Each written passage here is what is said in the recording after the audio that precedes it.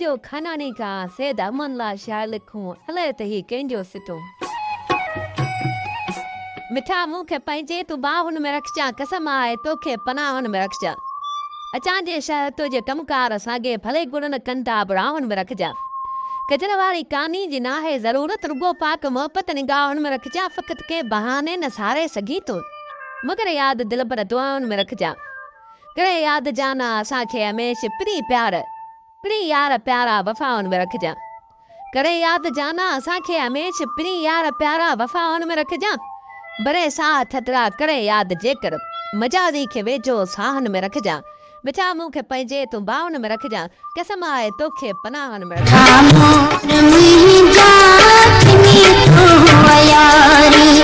मिठा